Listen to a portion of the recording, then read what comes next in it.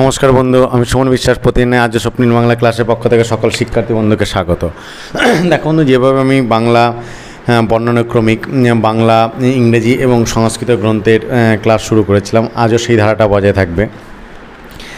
সেদিক থেকে আজ আমার বর্ণ নির্মিত 7 নম্বর ক্লাস আর টোটাল 55 নম্বর ক্লাস। আজও বন্ধু আমি সরাসরি ক্যামেরায় না থেকে ক্যামেরার নেপথ্যে থেকে এই গোটা বিষয়টাকে বোঝানোর চেষ্টা করব।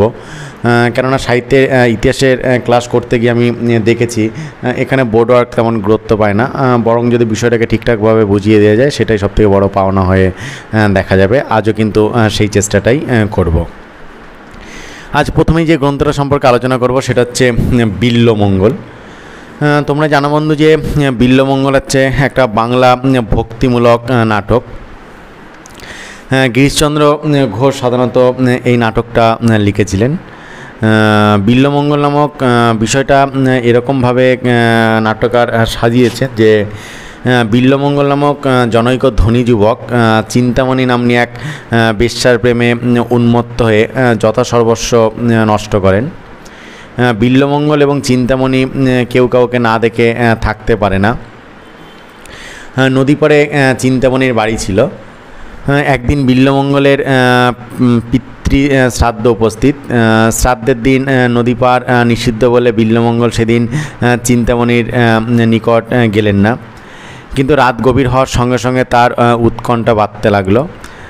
তিনি শাস্ত্রাদেশ অগ্রাহ্য করে চিন্তামণির কাছে গেলেন।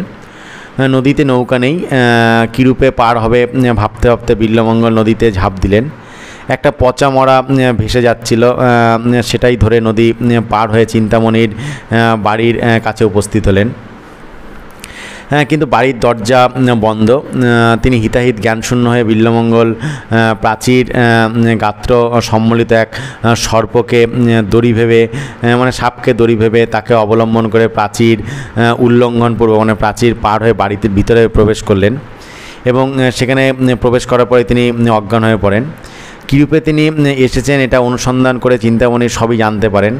তখন তিনি তিরস্কার করে বলেন, এই মন, আমি বেশ্যা, যদি আমায় না দিয়ে হরিপাদপদ্মে দিতে তোমায় কাজ হতো, তোমায় আর অধিক কি বলবো।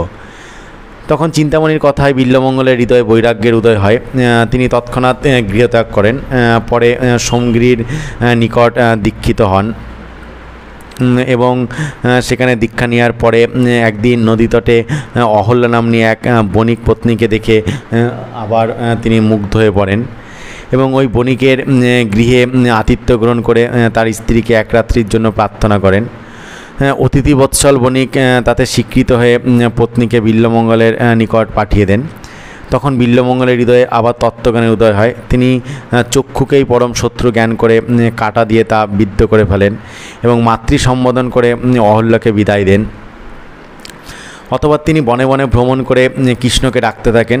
শ্রীকৃষ্ণ রাখাল বালক বেশে তার সঙ্গে ফেরেন, তাকে দুগ্ধাদি সেবন করেন। পরে বণিক পত্নীর সঙ্গে বৃন্দাবন যাবার ইচ্ছা করলে রাখাল বালক এসে বিল্বমঙ্গলকে সঙ্গে নিয়ে যাবার জন্য তাদের অনুরোধ করেন। এদিকে বিল্বমঙ্গল চলে গেলে চিন্তামণিও চঞ্চল চিত্ত হন।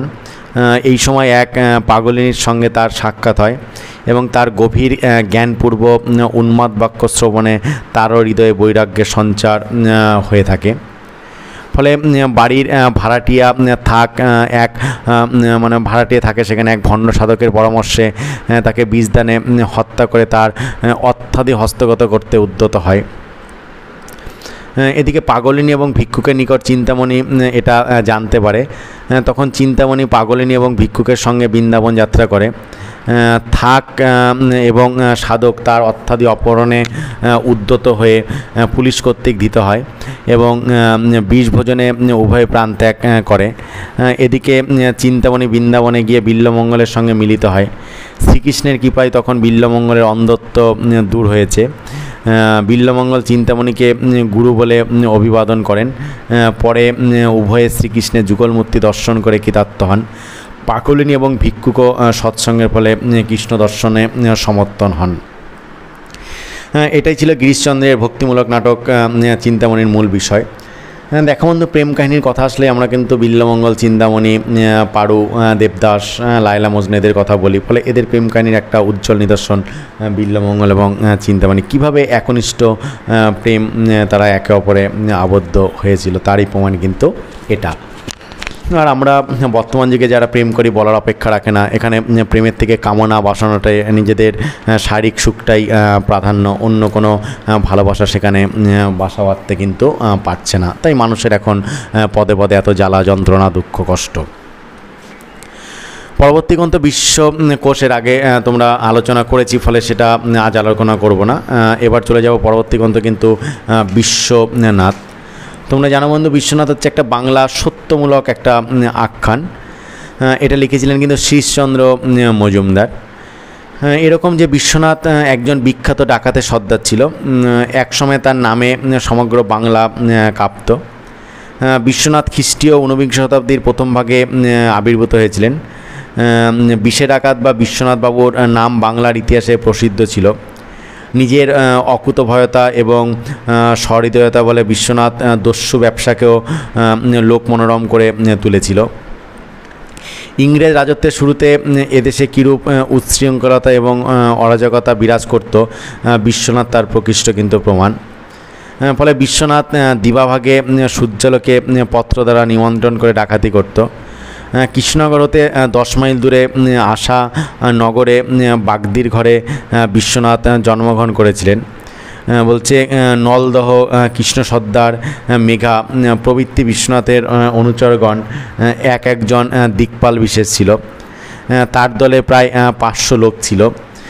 একবার শারদীয়া পূজার সময়ে অর্থের যখন অভাব হয়েছিল, তখন কিন্তু বিশ্বনাথ কালনার গদি থেকে 10,000 টাকা কী করেছিল বলতো, অসীম সাহসের সঙ্গে লুট করে কিন্তু সে এনেছিল।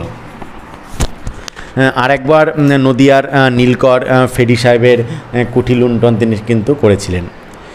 ফলে ডাকাতির দিন রাত্রেবেলায় ফেডি পত্নী কালহাড়ি মাথায় দিয়ে জলে ডুবে থেকে নিজের প্রাণ রক্ষা করেছিল বটে, কিন্তু ফেডিকে ডাকাতরা ধরে নিয়ে যায় এবং সকলেই এক বাক্যে তাকে হত্যা করার মত প্রকাশ করে।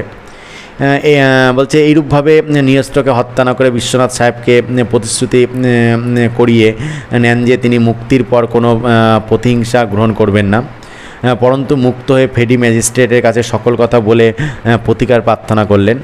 অবশেষে কৃষ্ণনগরের ম্যাজিস্ট্রেট বলছে ইলিয়ট সাহেব সিপাহী সাহায্যে অনেক কষ্টে বিশ্বনাথকে গ্রেপ্তার করে ফাঁসি কাস্টে ঝুলিয়েছিলেন। এটাই ছিল কিন্তু বিশ্বনাথ যে মূল সত্যমূলক আখ্যান, শ্রীশচন্দ্র মজুমদারের লেখা কাহিনীর বিষয়। তবে পরমাঝে বন্ধুদের একটা বলে রাখি যে শিক্ষাকে সকলের দুয়ারে দুয়ারে পৌঁছে দেওয়া পুণ্যের কাজ।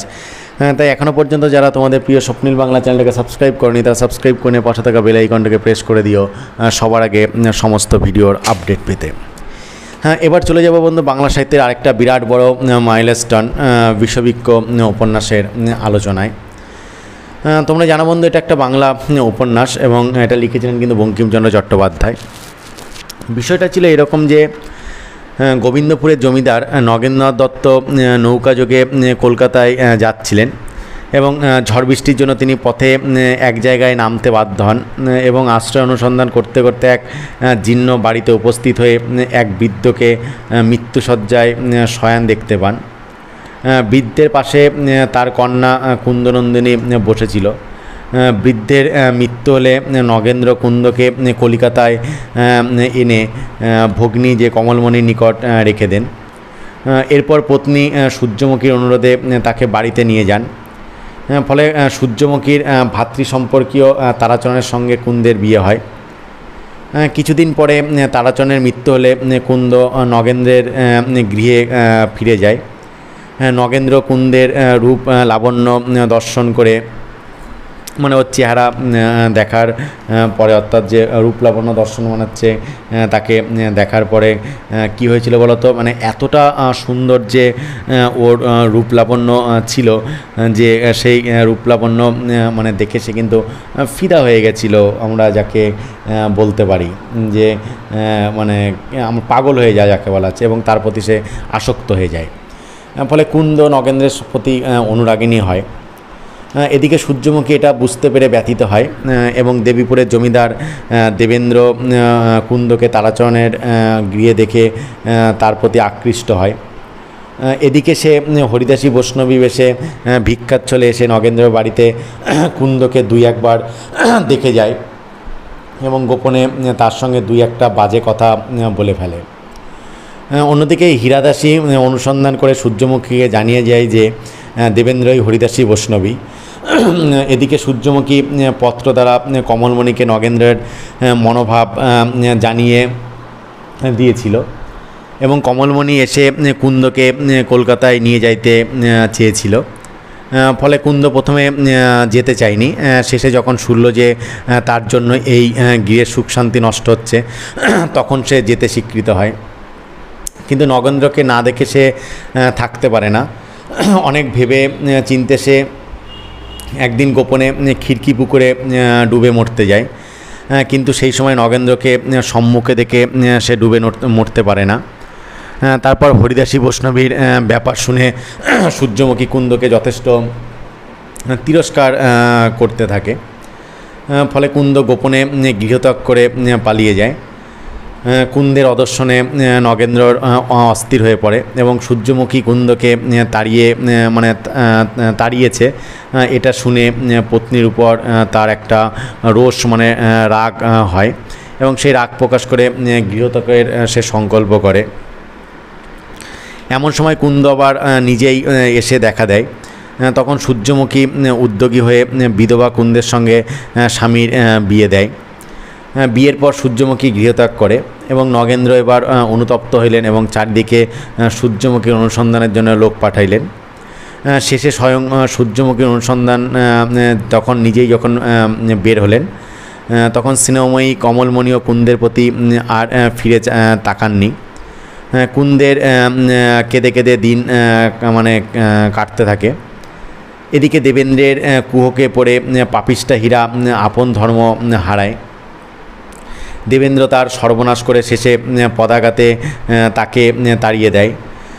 সূর্যমুখী গৃহত্যাগ করে ঘুরতে ঘুরতে পীড়িত হয়। এক ব্রহ্মচারী চিকিৎসা করে তাকে আরোগ্য করেন এবং নগেন্দ্রকে তার সংবাদ প্রেরণ করেন। ফলে নগেন্দ্র কাশীতে থেকে বিলম্বে এই সংবাদ পান। তিনি মধুপুরে উপস্থিত হয়ে শোনেন যে গৃহদায়ে সূর্যমুখীর বাড়িতে আগুন লেগে সূর্যমুখীর মৃত্যু হয়েছে। তখন নগেন্দ্র ভগ্ন হৃদয়ে প্রত্যাবর্তন করেন, অর্থাৎ ফিরে আসেন এবং বিষয় সম্পত্তি ভাগ্নে যারা ছিল ভাগ্নেদের সতীশচন্দ্রকে দান করে সন্ন্যাসী হবার একটা সংকল্প করেন। ফলে দানপত্র লেখার ইচ্ছায় তিনি গোবিন্দপুরে আসেন এবং রাত্রিতে সূর্যমুখীর শয়নগৃহে অবস্থান করেন। সকালের কিছু আগেই সূর্যমুখী তাকে দেখা দেন এবং গৃহদাহে গৃহস্বামী মরিয়াছিল। সূর্যমুখী পলায়ন করেছিল, কিন্তু লোকে তাকেই মৃত জ্ঞান করেছিল। এরপর ব্রহ্মচারীর সঙ্গে তিনি গোবিন্দপুরে এসে নগেন্দ্রের আগমন বার্তা শুনতে পান এবং গোপনে সে একাকিনী তাকে দেখতে আসেন। ফলে দেখা দেওয়ার ইচ্ছা ছিল না, কিন্তু নগেন্দ্র তাকে দেখে অজ্ঞান হয়ে পড়ায় অগত্যা তাকে দেখা দিতে হয়। ফলে নগেন্দ্রনাথ গৃহে এসে কুন্দের সঙ্গে সাক্ষাৎ না করায় কুন্দ হৃদয়ে অত্যন্ত আঘাত পায়। সেই সময় পাপিষ্ঠা হীরা তার কাছে বিষের মোড়ক রেখে চলে যায়। কুন্দনন্দিনী সকল জ্বালা জুড়াবার জন্য সে বিষ পান করে এবং সকালে সবার কাছে দেখা করে সূর্যমুখী যখন কুন্দকে দেখতে আসে, তখন কুন্দের শেষ লগ্ন অর্থাৎ অন্তিমকাল। শেষে নগেন্দ্রের পায়ে মাথা রেখে কুন্দ ইহলোক ত্যাগ করে, অর্থাৎ মারা যায়। এদিকে হীরা পাগল হয়ে যায় আর মদ পান করে দেবেন্দ্র বহু কুৎসিত রোগে আক্রান্ত হয়ে সেও কিন্তু মারা যায় বা ইহলোক প্রস্থান করে। 1884 খ্রিস্টাব্দে মিসেস নাইট এই পয়জন ট্রি নাম দিয়ে এর একখানে কিন্তু ইংরেজি অনুবাদ কিন্তু প্রকাশ করেছিলেন। ফলে বিশ্ববিখ্যাত উপন্যাসে যদি বলে ইংরেজি অনুবাদ কি পয়জন ট্রি কে করেছিলেন? Mrs night. কত সালে? 1884 সালে। ফলে দেখো বন্ধু, এটাই ছিল কিন্তু বঙ্কিমচন্দ্র চট্টোপাধ্যায়ের বিশ্ববিখ্যাত উপন্যাসের মূল বিষয়। তোমরা প্রত্যেকেই জানো বন্ধু যে বাংলা, ইংরেজি এবং সংস্কৃত গ্রন্থে যে সংক্ষিপ্ত আলোচনার ক্লাস, এটা ছিল কিন্তু ববর্ণ নির্মিত আমার 7ম ক্লাস, আর টোটাল ছিল কিন্তু 55 নম্বর ক্লাস।